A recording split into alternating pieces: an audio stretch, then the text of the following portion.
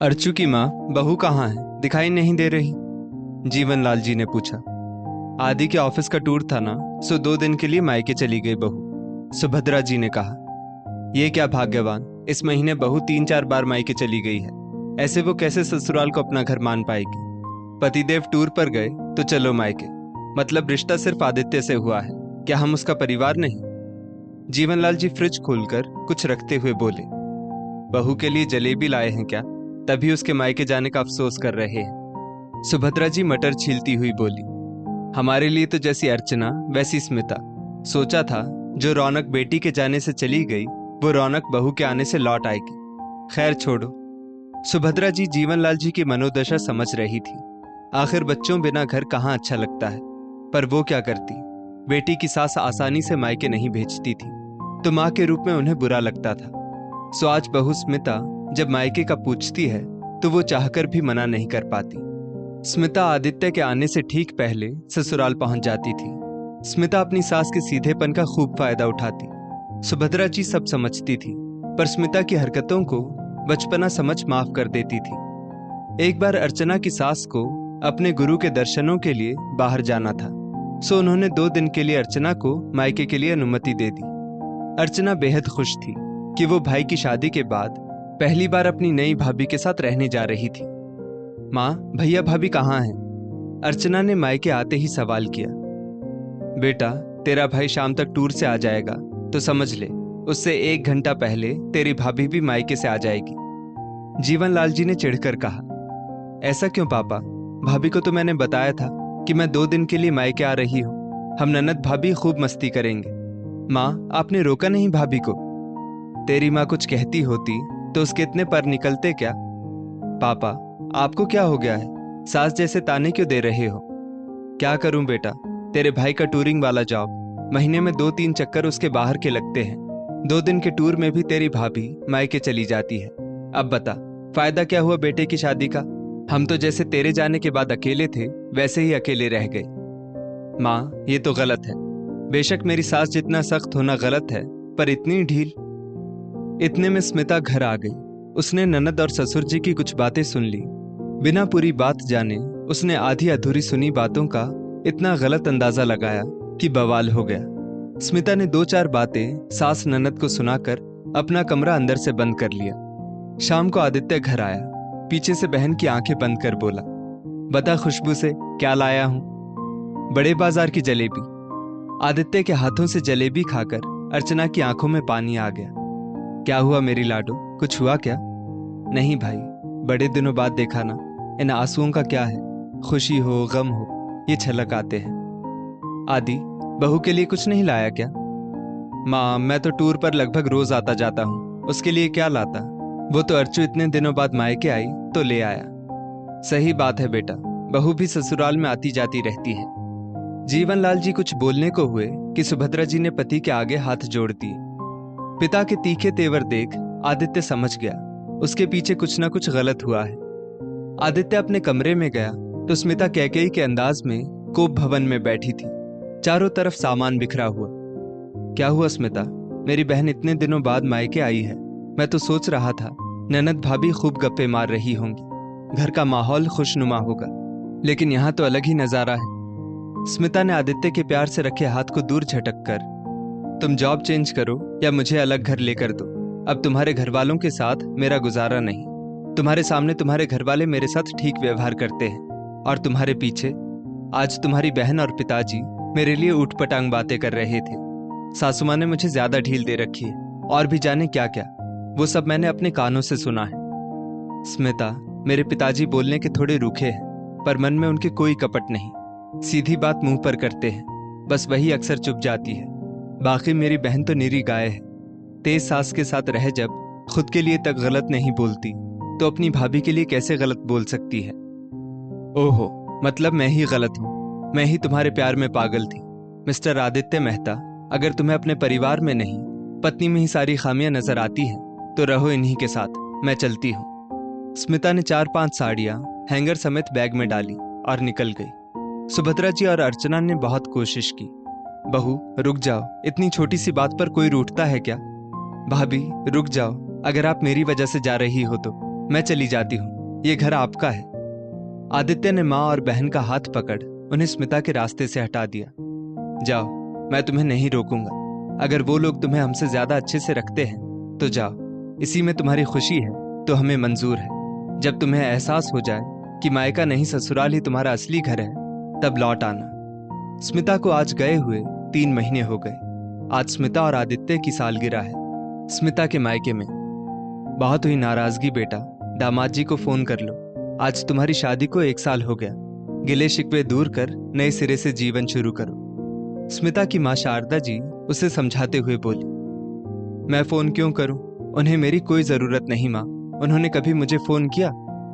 बेटा, तुम उसे ब्लॉक करके बैठी हो। सास ननद के फोन तुम उठाती नहीं। ऐसे नहीं होता बेटा। नए माहौल में, नए रिश्ते में सबको एडजस्टमेंट करने होते हैं। मुझे वो 1 साल पहले का समय याद है, जब तुम आदित्य को जीवन साथी बनाने के लिए पूरी दुनिया से लड़ने को तैयार थी। जाने अनजाने स्मिता अपनी अतीत की यादों में खो गई। वो हसीन रुमानी पल उसकी आंखों के आगे घूम गए, जब उसने और आदित्य ने साथ जीने मरने की कस्में खाई थी। इतने में पड़ोस की आंटी की तीखी आवाज सुन स्मिता अपनी यादों से अचानक बाहर आ गई। देख बहन, जब तक बड़ी बेटी को अपने ससुराल नहीं भेजेगी, तब तक छोटी बेटी के रिश्ते में तो अड़चने आएंगी ही। उसे भी कहो बड़ी की तरह प्रेम विवाह कर ले। अनुराधा आंटी के तीखे स्वर अंदर कमरे में बैठी स्मिता के मन में शूल की भांति चुभ रहे थे। नहीं, एक बेटी का प्रेम विवाह सफल नहीं हुआ। छोटी का तो मैं अपनी जाति में ही करवाऊंगी। मेरी बेटियां पढ़ी लिखी संस्कारी गुणी हैं। आप अच्छा घर वर देखिए। शारदा जी ने अनुराधा जी को शरबत का गिलास देते हुए कहा। अनुराधा जी ने लड़कों की फोटो और बायोडेटा वाली एल्बम देते हुए कहा, शारदा, इसमें जातीय, अंतरजातीय, जॉब वाले, बिजनेसमैन, सब तरह के लड़के हैं। तुम आज के लिए ये एल्बम रख लो, मैं कल ले जाऊंगी। अंकिता ऑफिस से आए तो उसे दिखा देना। अनुराधा आंटी के जाते ही स्मिता बाहर आई और शारदा जी के हाथ से एल्बम लेकर बैठ गई। मैं देखूंगी मेरी गुड़िया के लिए वर। फोटो देखते देखते अचानक स्मिता की नजर आदित्य की फोटो पर पड़ गई। उसके सिर पर आसमान टूट पड़ा और पैरों तले जमीन खिसक गई। फोटो पर गिरते आंसू देख शारदा जी बोल पड़ी, अब एक आदमी बेचारा कब तक इंतजार करेगा? बिना गलती के कब तक सजा भुगतेगा? जो बीवी ब्लॉक कर बैठी है, बात करने को तैयार नहीं, उसे मायके कैसे लेने आए? सोचता होगा दूसरा घर बसा ले। मैं तो कहती हूँ स्मिता, तू भी उसे तलाक दे, अंकिता के साथ ही उसी मंडप में पुनर्विवाह कर लो। कैसी बातें करती हो माँ? मैं आदित्य से प्यार करती हूँ। इतनी सी बात पर कोई तलाक देता है? 3 महीने की दूरी में वो 3 साल का प्यार भूल गई। वो कैसे दूसरी शादी का सोच सकते हैं? वाह बेटा, इतनी सी बात पर तलाक नहीं होता, पर घर छोड़कर आया जा सकता है। एक बात साफ कर दूं बेटा, प्यार सिर्फ 2 लोगों के बीच होता है, पर शादी तो 2 परिवारों का गठबंधन होता है। तूने आदित्य को तो अपना लिया, लेकिन उसके परिवार को नहीं अपना पाई। वो घर में रहता तो ही तुम्हें ससुराल अच्छा लगता, नहीं तो तुम अपने मायके आ जाती। बेटा, शादी कोई गुड्डे गुड़ियों का खेल नहीं। प्यार में तो लोग तख्तो ताज छोड़ देते हैं। तुम अपने पति के परिवार को दिल से नहीं अपना पाई। ये कैसा प्यार था? बस माँ, बहुत हो गया। मेरी गलती इतनी बड़ी नहीं जो ठीक ना की जा सके। मैं जा रही हूँ मेरे ससुराल। मैं अपनी गृहस्थी ऐसे बर्बाद नहीं होने दे सकती। स्मिता ने अपना सूटकेस पैक किया और फोन से कैब बुक कर रवाना हो गई। ससुराल के घर पर ताला देख उसका दिमाग और खराब हो गया। उसने सास, पति, ननद सबको फोन लगाए। सबका फोन कवरेज से बाहर आ रहा था। बुरे बुरे ख्याल दिमाग में आ रहे थे। पड़ोसी से पूछा तो पता चला पूरा परिवार किसी रिश्तेदार की शादी में गया है। जरूर आदित्य को लड़की दिखाने का कार्यक्रम इसी शादी में तय किया होगा। भगवान, मेरी शादी टूटने से बचा लीजिए।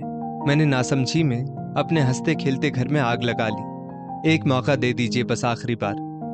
देर रात तक स्मिता घर के बाहर बैठी आंसू बहाती रही। इतने में आदित्य की कार के हॉर्न ने उसके शरीर में जैसे जान फूंक दी। कार से निकलने के बाद अर्चना, सुभद्रा जी, जीवनलाल जी बहू को देखकर फूले ना समाये। सब मिलकर मान सम्मान के साथ स्मिता को घर के अंदर ले गए। अरे आदित्य कहाँ रह गया?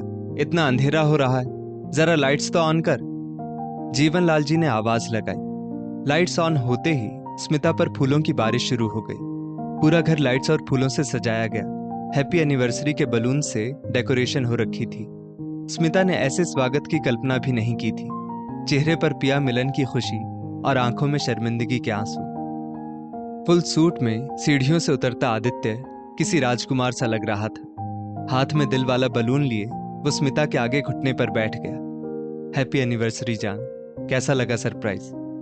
कॉलर से खींचकर स्मिता ने आदित्य को उठाया, आंखों में आंसू लिए।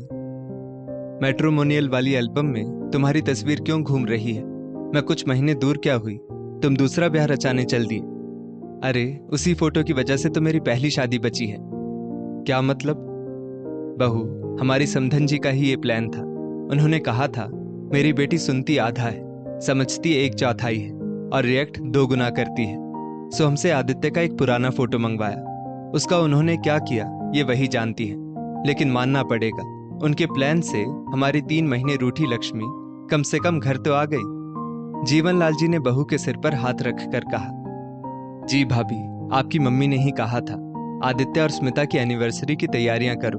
आपकी बहू को भेजने की जिम्मेदारी मेरी। यही नहीं भाभी, डेकोरेशन भी हमारे पीछे आपकी बहन ही करके गई है। आप तो जैसे रूठ कर गई, हमें कोई सुलह का रास्ता ही नहीं समझ आ रहा था। ये तो भला हो आंटी जी का। मुझसे कहा बस पड़ोस में शादी का बोलकर कुछ घंटे निकल जाए और घर की दूसरी चाबी अंकिता को कॉलेज देते जाएं। यही नहीं, आपकी कॉल आए तो पिक भी नहीं करे। अर्चना ने सारा वृत्तांत सुनाया। एक बार तो स्मिता को मां पर बहुत गुस्सा आया, पर दूसरे ही पल अपने ससुराल में अपने ऐसे ग्रैंड वेलकम को देख उसका सारा गुस्सा हवा हो गया। स्मिता और आदित्य ने मिलकर अपनी फर्स्ट एनिवर्सरी का केक काटा। अर्चना के पतिदेव लेने मायके आ गए थे। सुभद्रा और जीवनलाल जी अपने बच्चों के साथ हरे भरे पूरे परिवार को देख बहुत खुश हो रहे थे। स्मिता अपने कमरे में वेडिंग नाइट जैसा डेकोरेशन देख शर्म से लाल हो रही थी। रोज पेटल्स का हार्ट बेड पर और आसपास लगी खुशबूदार मोमबत्तियों ने माहौल को बेहद रोमांटिक बना दिया। स्मिता को पीछे से आकर आदित्य ने बाहों में जकड़ लिया। अब कोई कमी हो तो बताओ, इस तरह रूठ कर फिर मत जाना। तुम्हें मम्मी पापा के साथ दिक्कत है तो चलो दूसरा फ्लैट। स्मिता ने आदित्य के मुंह पर हाथ रख दिया, गले लगाकर रोते हुए बोली, कितना शर्मिंदा करोगे? मुझे कुछ नहीं चाहिए। जिसके पास तुम्हारे जैसा जीवन साथी हो उसे भला कोई कमी हो सकती है?